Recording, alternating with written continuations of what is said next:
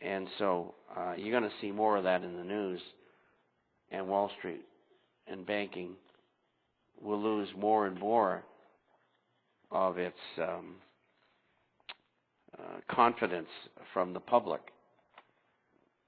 And I thought it was interesting this morning that the office of the president said, well, we really are not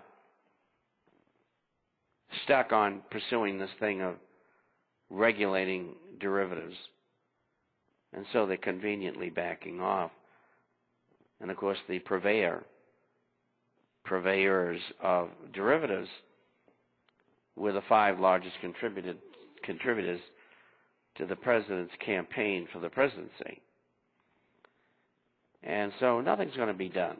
These crooks, and they are crooks, and I spent 28 years on Wall Street, so I got a right to say that.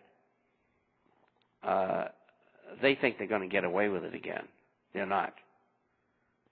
And I know the statements by Zbigniew Brzezinski last week at the CFR meeting in Montreal, the culmination of his speech was, we're in serious trouble. These people are exposing us. And as you probably know, Danny Eslin, who wrote a book about the Bilderbergers, is speaking either today or next week in front of the Italian Senate about the Bilderbergers. And they're having a meeting very shortly here in Barcelona. And I think the world is finally going to find out what these criminals have done. And with that said, we'll get back to Mr. Chapman.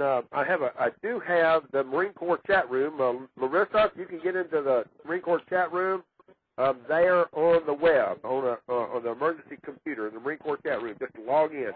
Mr. Chapman, I have a man in the Marine Corps chat room that came in, and he says, ask Mr. Chapman what he feels about Perot Sandberg being charged with inside trading today.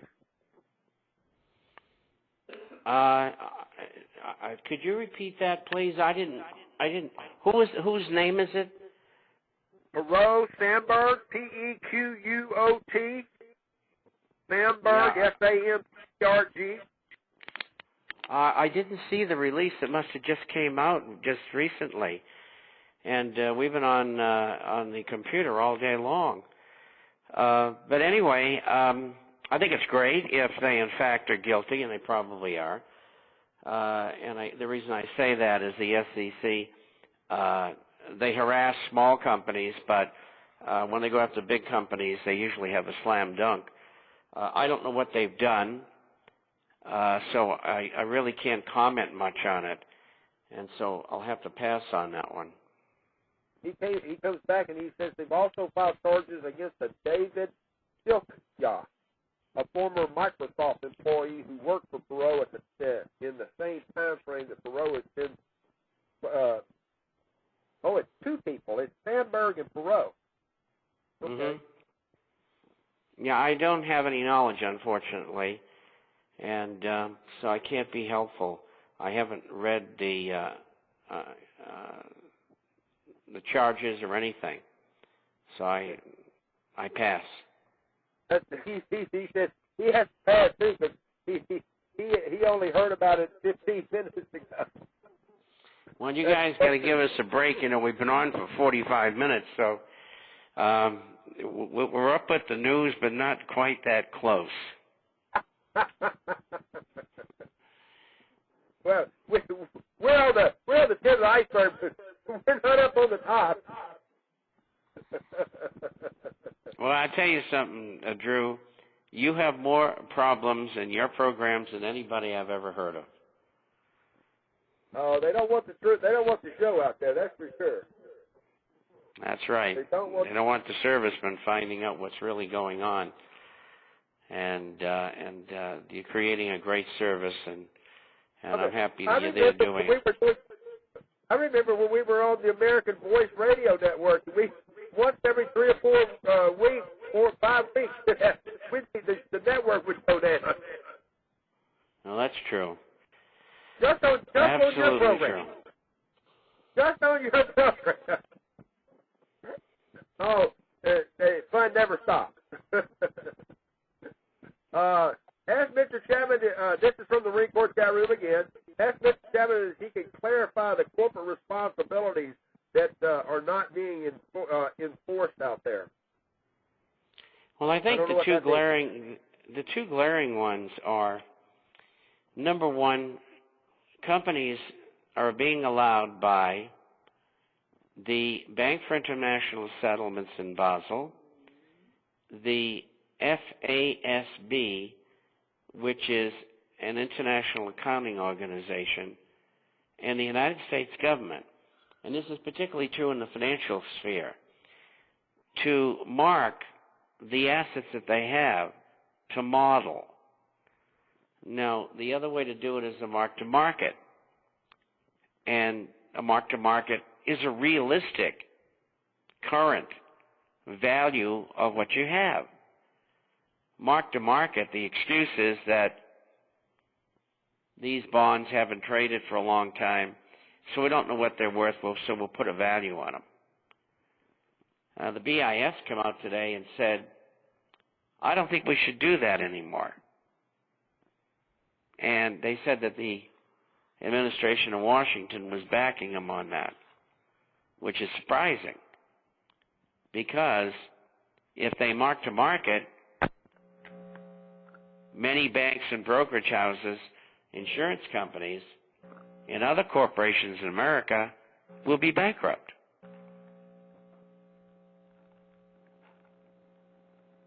So if they go for that, there's big changes coming. What do you feel about the Republicans going forward in this possible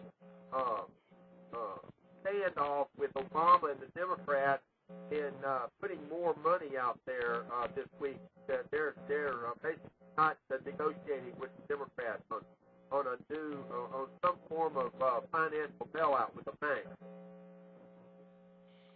Another financial bailout.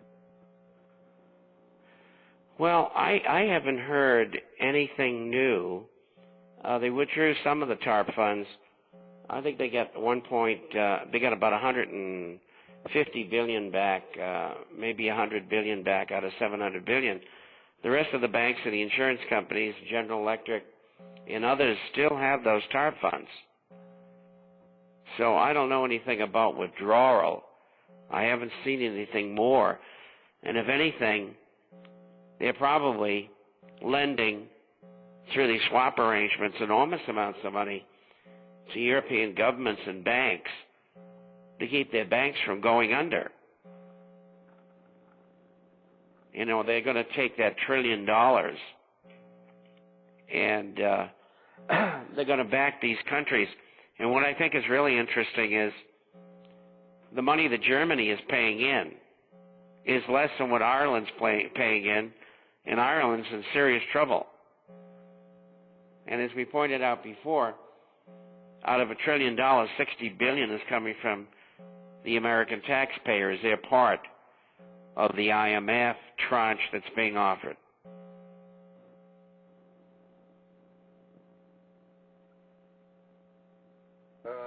For those of you in the Marine Corps chat room, if you got a question, you've got about 13 minutes. You can come back in, and all you have to do is in all capital letters, put stars on there to show me that it's a question, and we'll get that question there to Mr. Chapman just as fast as we can.